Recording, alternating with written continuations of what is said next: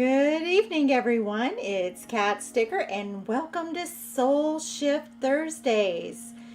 So, we're here live in the Soul Shifters Guild Facebook group, also on YouTube, on our channel Moonglow Life, and on Twitch. And the handle there is Moonglow. So, it is great to be with you guys for another episode of Soul Shift Thursdays. And I'm trying something new on this show today. I'm playing a little background music. And so I'm curious to know if you guys can hear that music or not, because I'm just playing it like to be picked up on the microphone. And so I want to know, let me know if it causes any audio distortion for the voice part, if it like cuts in and out, because I'm kind of just testing it, and I didn't test it ahead of time. I should have tested it ahead of time, y'all, but I chose to let you guys be the guinea pigs on that. All right, well, today we have an interesting topic on the pillar of mind. Remember, last week we did body. This week we're going to do mind. Next week we'll present on spirit.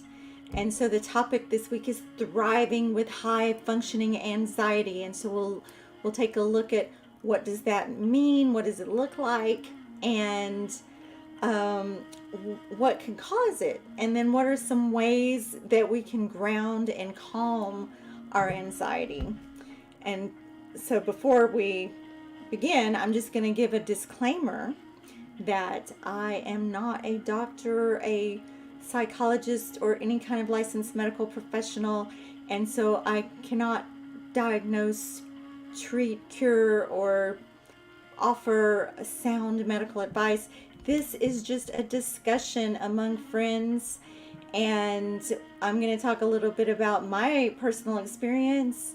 You're welcome to comment about your personal experiences and what works. I'll talk about what works for me, what I've heard works for some other people, and you can comment about what works for you, because we don't want to just survive, right? We want to thrive in our life every day, and sometimes it's difficult when you have anxiety. So when I say high functioning anxiety, what am I talking about? Well, you might have seen the little video I posted earlier today in the Soul Shifters Guild Facebook group about high functioning anxiety. And if you haven't seen that, I'll just tell you a little bit about it. It's like people who are normally have a very busy life. They hold down jobs, take care of their families, and just mostly normal, but seem to have physical symptoms that are related to anxiety. And so there are people who are suffer a lot more with anxiety, that have a lot deeper problems with anxiety. For instance, maybe have a lot of panic attacks. Now, anybody can have a panic attack, but some people suffer with it a lot more often. Or they have so much anxiety they can't function on a day-to-day basis. They might, have to take to their room for several days at a time, maybe not be able to go to work all the time, have trouble taking care of themselves or their family, maybe not be able to go to the store. We're not talking about that severe of an anxiety issue here. High functioning anxiety are people that for the most part can just function day to day, but still have physical symptoms of anxiety, and it can affect some of their activities. And so it's worth taking a look at that, because there are things we can do to overcome that anxiety. Maybe it doesn't go away forever. It's like something we have to maintain, but we can certainly take a look at some ways that we can cut down on how much it affects us, so reduce the impact that kind of anxiety can have on our lives. Oh, and I already have some comments here. Hi, how are you? So I have a couple of people giving me hearts and waves, and I cannot see your names on Twitch or on StreamYard. So if you want to just type into the comment who you are, I'll give you a little shout out.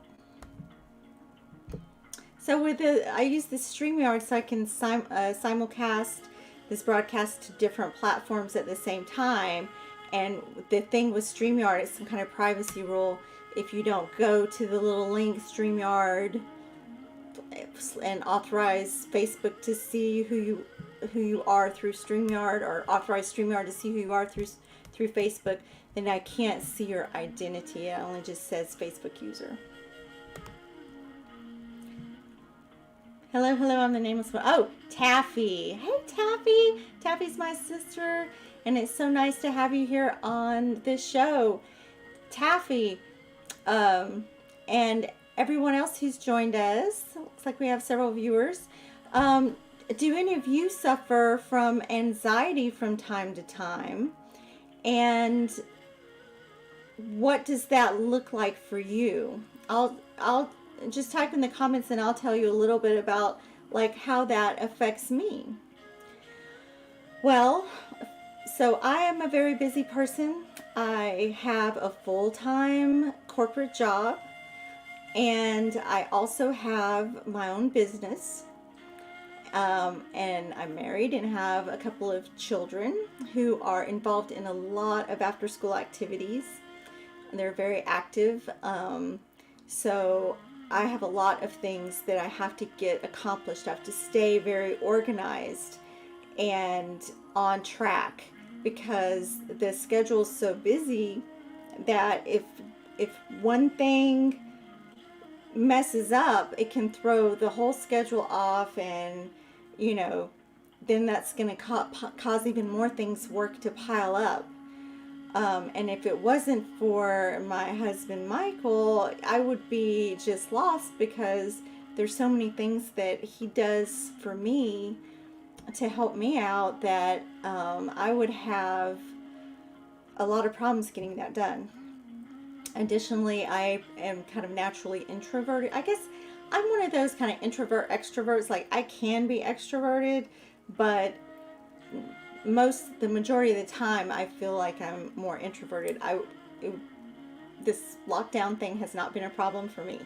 I enjoy interacting with people instead of like in person, more through video methods, because I am an empath, and that's like a highly sensitive person who can pick up on the energy of people around them, and so just picking up on other people's anxiety can make me feel anxiety. Plus, I have in the back of my mind this need to perform well at all of these things that I'm involved in: the job, the business, the kids,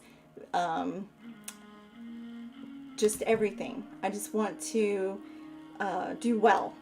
And I guess that kind of like the little fear of not doing well, not being my best at some of those things is in the back of my mind. Like, what am I going to do if I get sick and I can't, go to work, or I can't take the kids to school, or what have you. That causes me some anxiety. But there's times where I feel like I'm doing great, and I don't feel consciously worried about anything. I don't think I'm worried about anything, yet I experience physical symptoms of anxiety. And what does that look like? Well, some of it's real nervous habits, like I have really pretty nails. I get them done at the salon. They're like acrylic nails, but my natural nails, I like bite my nails. I've always bit my nails. I'll like shake my leg. I'll have like some nervous habits. I used to like pull my hair out.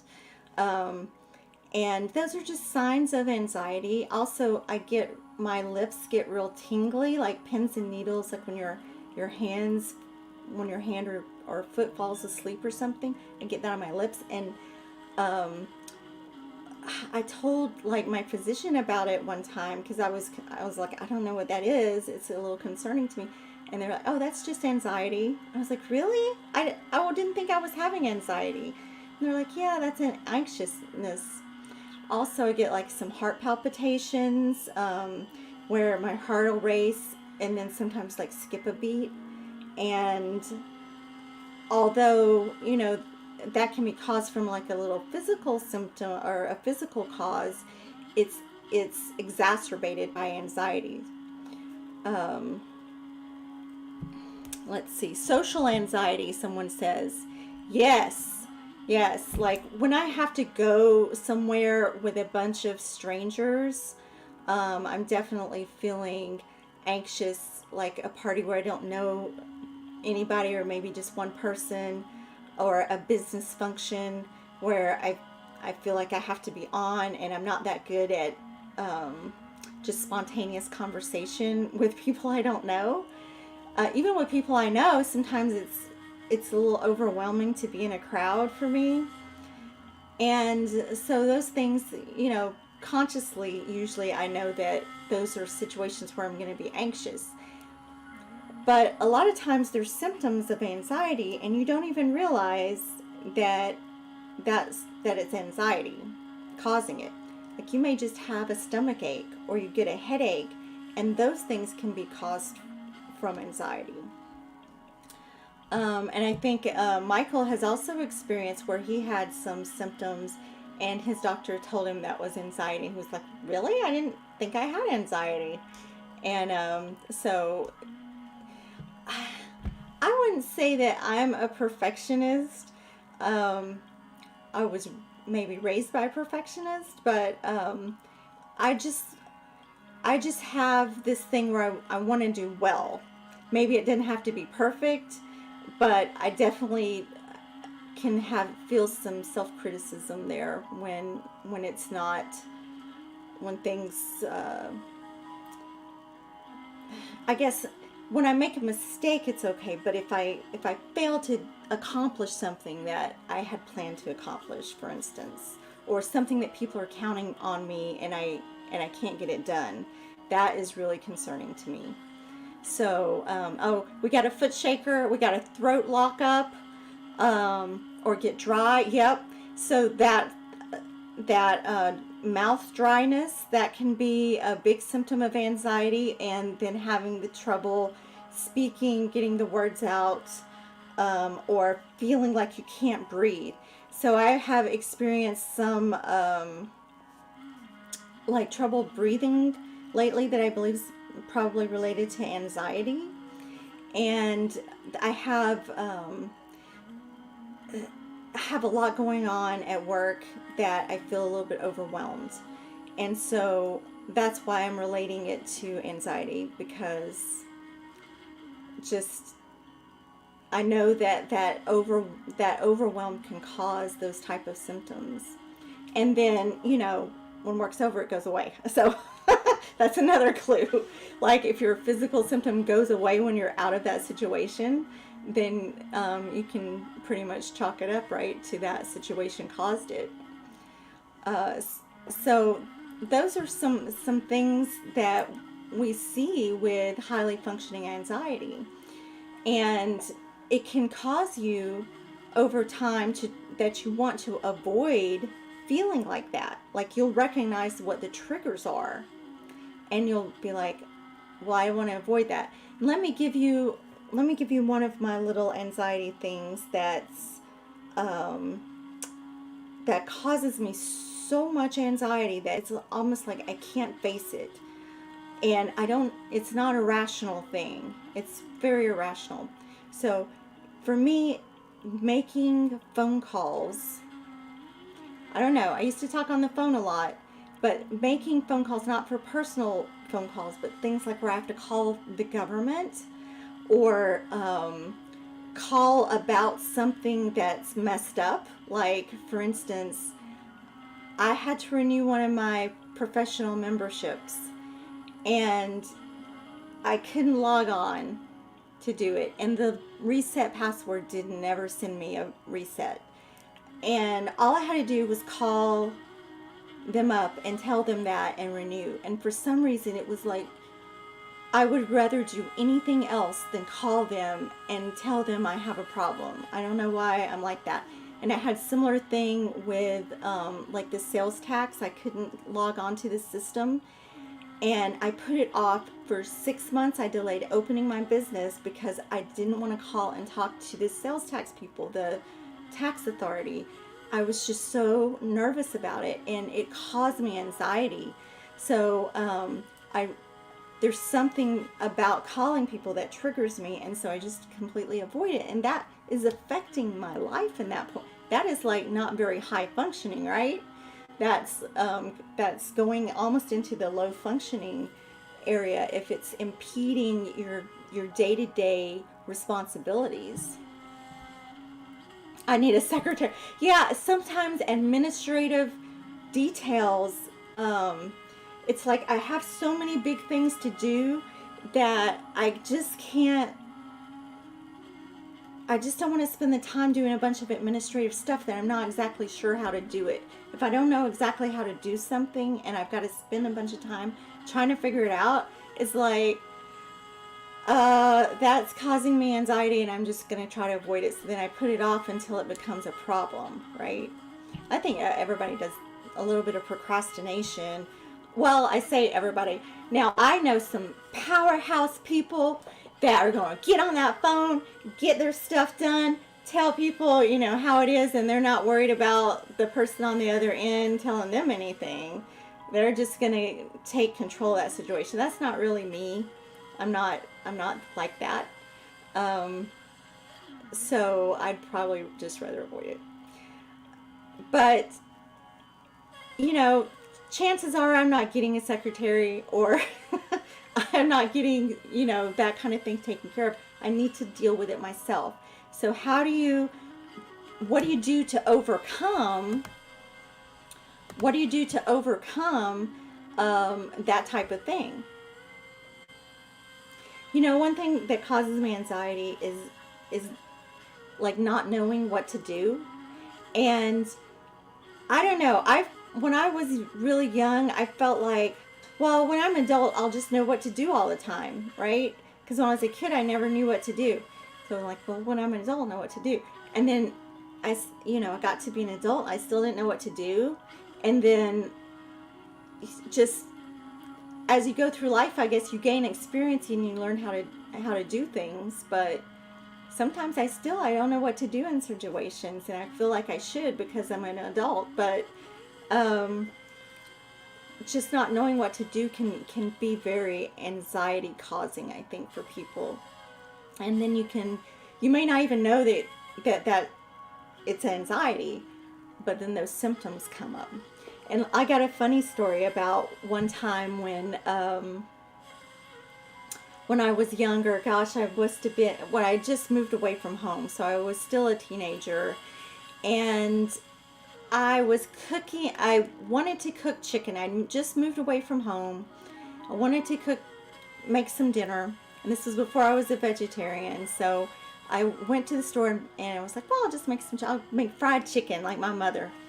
And I went to the store and I buy some chicken, and I get it home, and then I'm like, where's the instructions on this chicken?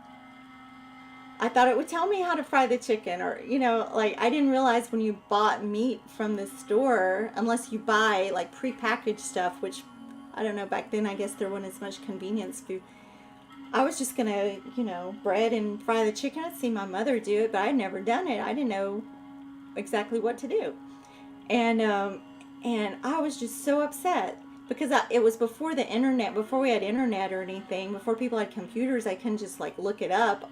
I didn't have a recipe book. I just for some reason, I thought I knew how to cook, and I thought I could just follow the instructions on the package, but that wasn't the case. So that was kind of funny. And then a few years later, I had this experience where I ran out of dishwashing powder and for the dishwasher, and so I was like, well, I have dishwashing liquid, I'll just use the dishwashing soap. So I pour like the little tray in the dishwasher full of dishwashing liquid and turned it on and walked away. And then I came back later. I'm like, holy shit, the kitchen's full of soap. There's like soap suds just coming out of the dishwasher all over the kitchen floor. And I shut it off and like opened it. There's just foam just started fluffing out of the dishwasher. There was all this water and soap all over the floor. And I was like, how am I going to clean this? How? Like, I have no idea what to do. I don't know how to clean this up. I don't know how to clean all this soap up. I don't know how to clean all this soap out of the dishwasher. And it took like a week to get it cleaned up, get all that stuff out of the dishwasher and everything. But anyway, I just thought that was a funny story about how sometimes you just don't know what to do. And that can cause like a lot of angst, right? But what are some ways that we can ground and calm our anxiety in a pretty quick and efficient way? We want something that's effective and efficient. Someone says, it's almost as if I become a completely different person. Yeah, I agree. So there are a lot of things you can do. And what you do depends on what you have, how much time you have, and like where you are, what's your situation, and how bad, I guess, the anxiety is. Because at some point, if anxiety is like rolling into some kind of panic attack, or, you know, you're so emotional that you start crying and stuff, you might need additional help. So certainly a support system is something that's important no matter what your level of anxiety is. If you have a support system of people, like a network of people who care about you, who you can talk to about what's going on with your feelings. And so you may have, you know, 1,000 Facebook friends, but you can't really reach out and chat with any of those people. You don't know them well enough. That's not really a network. We're talking about maybe somebody in your family, somebody close by, or it could be a distance person, but somebody that you trust with your feelings. That's important to have for your mental health. And not everybody has that. And I know that for years and years, I didn't have that. I didn't have, I didn't feel like I had a network of people. And you know, I have family and stuff I can reach out to, but I don't want to bother them. Like, I didn't feel like I had a network because I didn't feel comfortable reaching out to people. So, I mean, that wasn't their problem, that's my problem, right? But it's important to try to get to a point where you can reach out to people, find people you can trust, because when you have somebody you can turn to that can just like say, look, focus on me and breathe. Everything's going to be okay. Sometimes you just need someone to say everything's going to be okay, right? And if you don't have someone to say that, I'm sorry, I get emotional when I think about that, because there were so many times when I needed to hear that from someone else, and I didn't have anyone to say that. Let me share really quickly. Hopefully I get to share this really quickly. All right. Hopefully you can see this that I'm sharing. I right before the show, I wrote these declarations and affirmations that you can use. Say you don't have someone else to say this to you. It's important that you can say these things to yourself and believe them. So these are some things that you can, if you start thinking positively, breathe, take some deep breaths, because actually deep breathing physically helps you to clean out negative energy, and it will reduce your anxiety if you do some deep breathing techniques. And that's simple. It's just taking in a deep breath, just holding it for a few seconds, and releasing it out. That's it. Just do it a few times and you'll feel a difference. Also, drinking water. Drinking water helps to ground you. Then try to say some of these affirmations. And maybe at first you don't believe it, but if you just keep saying these things, you'll realize that these are true. These are true. Everything's going to turn out in my favor. I am good enough. I can easily overcome obstacles. I love my body. I am amazing. I manage my life with ease and grace. I'm comfortable with my identity. I'm safe and secure. So these are things, and I'm going to post this file, this PDF file, in the Soul Shifters Facebook, I can't even say it, Soul Shifters Guild Facebook group after this presentation tonight, so that you can have a copy of those affirmations, and you can write your own affirmations that maybe resonate a little bit more with you. Those are just ones that, you know, would be helpful for me because I know what my triggers are.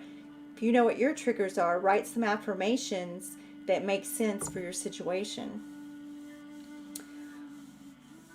So, someone suggests talking to your cat or dog. Well, pets are known for being very soothing and helping to reduce anxiety. That's why people get those, what do you call them? The helper pets. They're like certified pets. I can't think of the name. Help me out.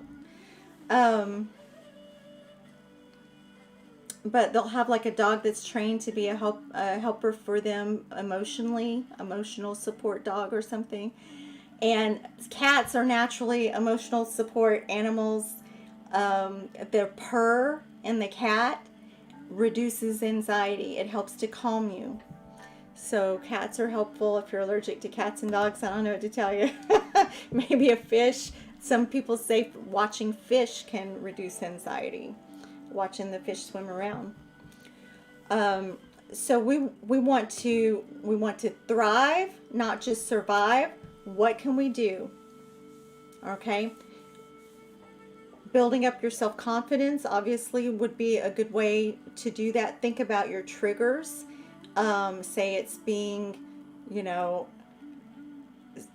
giving a speaking engagement. Well, you could work on your speaking skills and practice speaking in front of people. If it's being in a crowd, the social anxiety, maybe start with a smaller group and work your way up to a bigger crowd until you're comfortable with that kind of thing.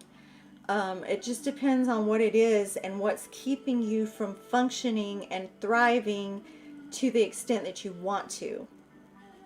Right? We don't want to have to become hermits and drop out of life and not be able to go to the store and stuff like that, right? We want to be able to just be regular. We want to be normal, live normal lives, maybe even better than normal lives. We want to live fantastic, amazing lives, and not let something that stop us because we're not able to breathe and having heart palpitations, or our hands are shaking, or we can't speak because, you know, our voice gets caught in our throat because of anxiety. It can be limiting. Sometimes you might get dizzy, things like that. It doesn't feel good. It doesn't, and it doesn't have to be your reality forever and ever, right? We can help. We can do things to overcome. Now, some people some people I know have had really good experiences with CBD oil. CBD oil comes from like the hemp plant, and it contains like some I'm sorry, I can't remember the little acronyms that it contains. It contains some components that other than the THC that can help to calm you, and so CBD oil works without very much. There's trace amounts of THC in there. That's the part that makes you, you know, in pot, that like makes you hallucinate and stuff. There's very minimal of that in there. and they make some CBD oil that doesn't have any, that's THC free. Now I tried CBD oil for a while, and it didn't really help me. It wasn't very effective for me. I was kind of expecting to see a little bit more dramatic results for the price because it was like super expensive. Um, but I found that copaiba oil is a good substitute, and this one is effective for me. So copaiba has those same components that are the effective components that are in CBD oil, but this is costs a lot less. So you might want to consider trying some THC, some brownies. So you might want to try some CBD oil or some copaiba oil. Service dogs. Hello. How hard was that to remember? I think I was trying to think of emotional support animals or something. Um, there's some other things. So I don't know. Can y'all hear the music that I'm playing? I'm trying to play some background music. It's like real soothing. So people can find relief from anxiety in music. And it doesn't have to be this like meditation flute music. It could be any uplifting music that makes you feel good.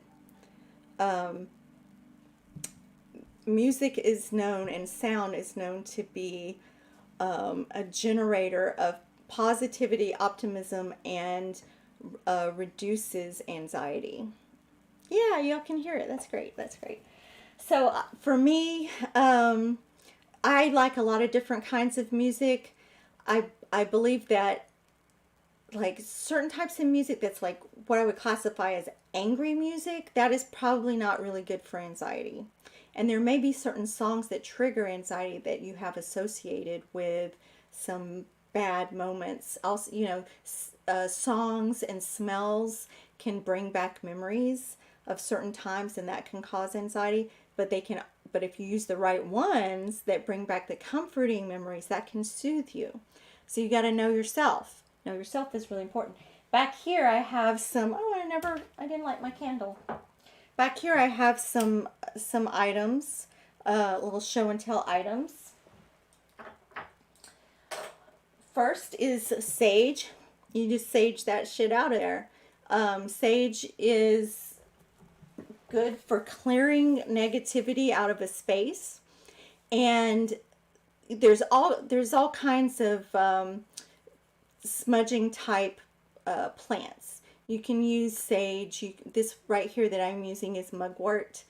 Um, you can use rosemary, different kinds of herbs and flowers. There's a lot of different ones. Sage in particular is used because of that antibacterial and the properties that keep it from that help it to clear out the negativity out of a room, right? But essentially, you can use this any kind to clear your space. Most herbs have some antibacterial properties, not just sage. Rosemary is a big one. Oregano, all of those have basil. They have a lot of good properties like that. Also, cinnamon cinnamon, not a cinnamon, you don't burn a cinnamon stick, but just the scent, like if you're diffusing the scent of cinnamon or burning a cinnamon candle, that cinnamon can be a very comforting scent that's grounding. Now I have here some crystals too. Go wave that around the workplace, right? Yeah, I like to sage everybody. Now this right here, oh, isn't that pretty? This is obsidian, and this is a golden sheen obsidian. And it also comes, obsidian comes in like a rainbow sheen, or it just comes plain obsidian that's just black. Also black tourmaline. A lot of the black stones are very grounding and good for clearing out negative thoughts and feelings from yourself. And these are very good for reducing anxiety. And you just hold on to that puppy. Now, of course, the bigger the crystal, the more impressive looking it is and cool. This is kind of a medium size sphere, but what I really like are smaller ones I found. Like I always like the way the big ones look, but the smaller ones that you can hold, you can actually hold in your hand and carry around, are actually more practical, and you can put them in your pocket, take them with you. This right here is a rose quartz palm stone. Rose quartz is really good for the heart chakra. Um, it helps to expand the heart chakra and actually helps to promote love and feelings of love and calm and peace. Rose quartz is very high vibrational, and this is really, quite honestly, you guys, pink is not my favorite color. But for some reason, the rose quartz, I'm very drawn to that. It makes me feel very good when I hold it. So I recommend rose quartz. Another one I recommend is smoky quartz. And this is like a double point. Isn't that cool? It's like a twin point of smoky quartz. It's a pretty big chunk of smoky quartz. Smoky quartz is like quartz that has this brownish color in there. And that is really good for clearing out negativity, and it's also good for reducing anxiety. And then this.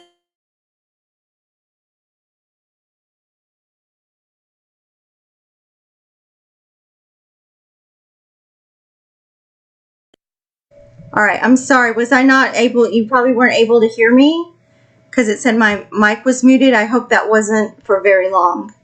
I'm just showing you some different crystals. Had some rose quartz, some smoky quartz. This one you've seen on my shows before. This is a zebra jasper, and it is good for finding your balance. And so I really like holding on to this. I have a giant one, and that's really cool, but I can't carry that around. It's like, oh, big. So I have like this little one that is like a little wand. I like that.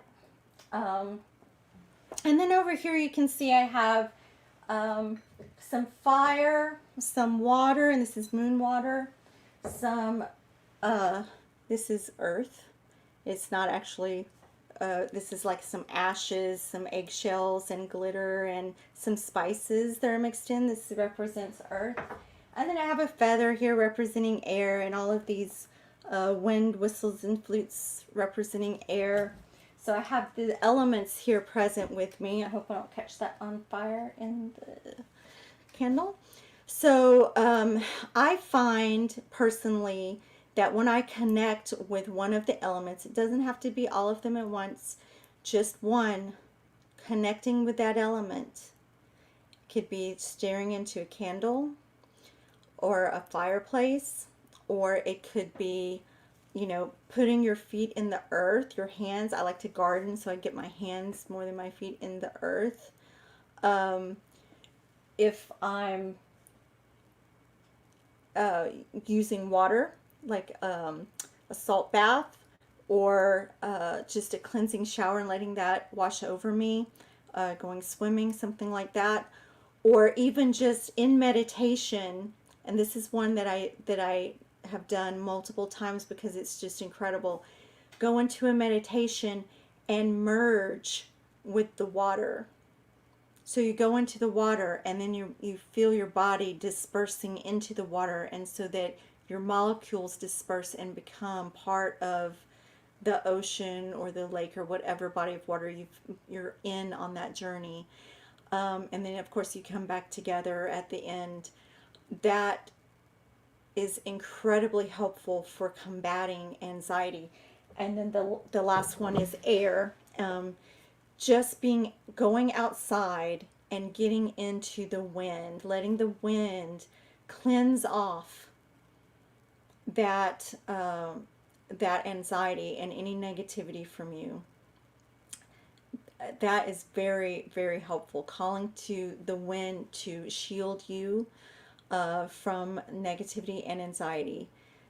That is really one of the things that you can do very easily every day. And I remember when before I knew about working with the elements, I didn't never even heard of that back then, when I was young, when I was a teenager, and then like it's always been with me this way. This what I used to do is I would go for a drive because I found that if I went for a drive with my windows down when I'm feeling a lot of anxiety, um, that the wind blowing on me, especially if it was cold air, would take it away. It would help take away my pain and suffering, and anxiety would just dissipate from that. And I thought it was maybe from the cold, but now I realize it was from the air. It's just from the wind.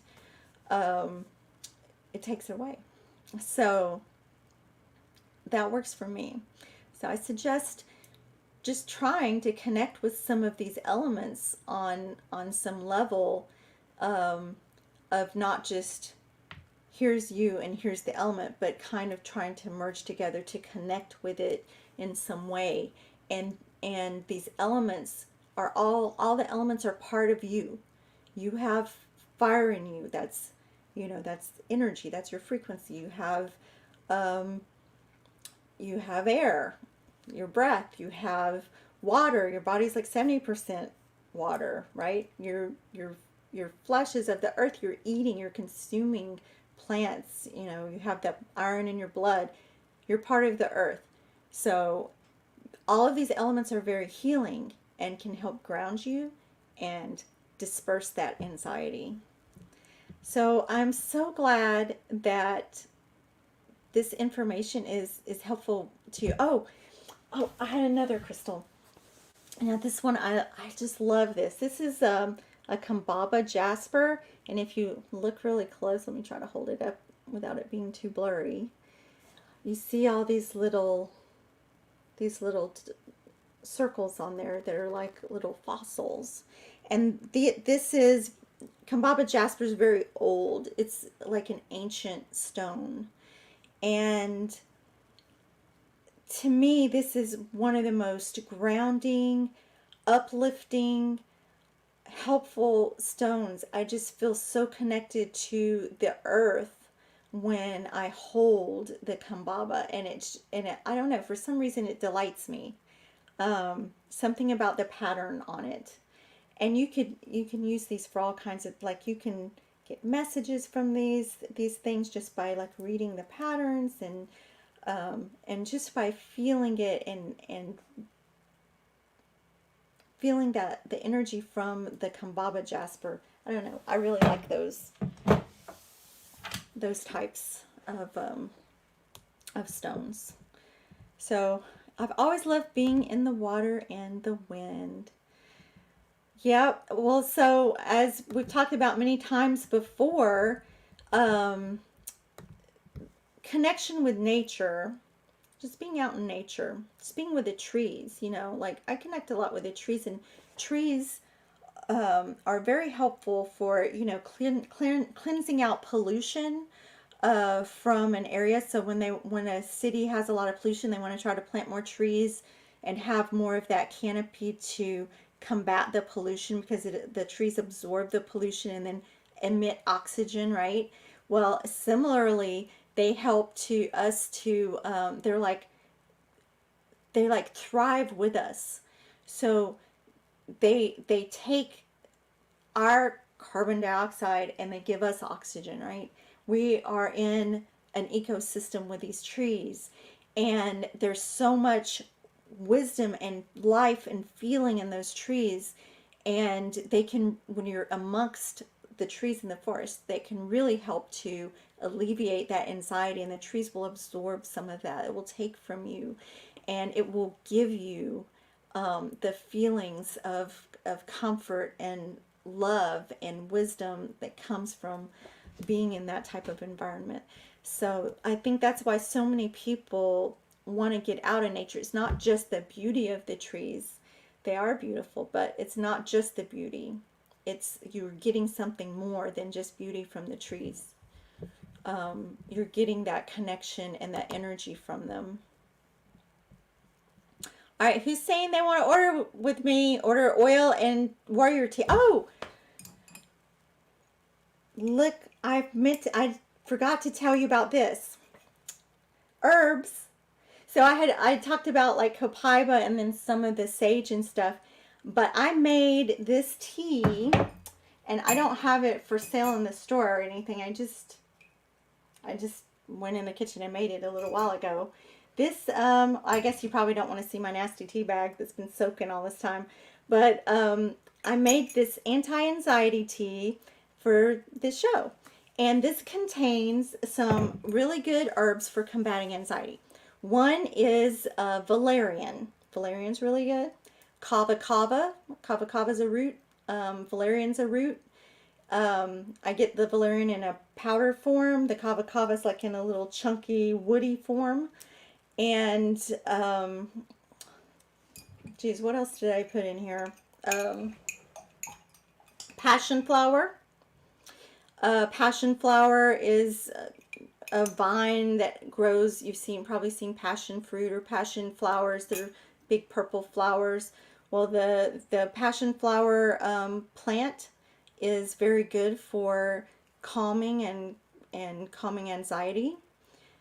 Yeah, I will be making some of this anti-anxiety tea blend or calming tea blend. I hadn't thought of a name for it yet, but it's got those things in there, and trying to think. There was one more. Oh, I know, chamomile flowers. Chamomile flowers are very calming. Now, a lot of times you think of that as for sleep, and it is a lot in sleepy time type tea. But this tea didn't really make me sleepy. It made me more calm. Now, you could add lavender in there, but personally, I don't. Even though lavender is really good for things like anxiety and calming and sleep and stuff like that, I didn't want to go to sleep. And lavender's just too floral for me. I don't really like the taste of it. It's like too flowery and perfumey for me, so I didn't put any lavender in there. I just like it like this, and it doesn't have any kind of bitterness to it or anything. And you drink this, and the kava, it kind of makes your tongue feel a little bit numb after a few minutes. You feel really calm, able to face whatever's coming your way, feel really grounded after drinking this tea. So it's really fun to make little formulations like that, and the herbs are so powerful. It's really powerful. And then these tea bags, really you can use one tea bag to make multiple cups of tea. Really, I'll reuse this tea bag maybe 2 times, and it's still giving me the benefits of those herbs. Of course, the first cup's going to be the strongest, Oh, and look, I got these little flower spoons. You like that? Little flower teaspoons. Those are kind of cool. Well, I know I've kept y'all on here forever. I usually don't take this long on my shows, but this is a topic that I think so many people, anti-angst. Yep. So many people have anxiety because the way our society's set up nowadays. But I think that people have always probably had anxiety, because just think, even before modern society, where we have so many different pressures and stuff, there's always been pressures since the beginning. I mean, back a long time ago, people had other issues to worry about. There's always been stuff people worry about and have anxiety about, I'm pretty sure. It's just our human nature, right? So we just have to find, I think people had more natural ways of dealing with it back then, because they would, you didn't have like a psychiatrist on every corner and people passing out anxiety meds and stuff like that. I personally don't have any prescriptions for anxiety meds. I like natural resources here, but like the disclaimer I gave in the beginning, I'm not a doctor. I can't diagnose, treat, or cure anything. So if you feel like you're suffering from anxiety that's debilitating, I encourage you to seek professional medical opinions and advice. All right.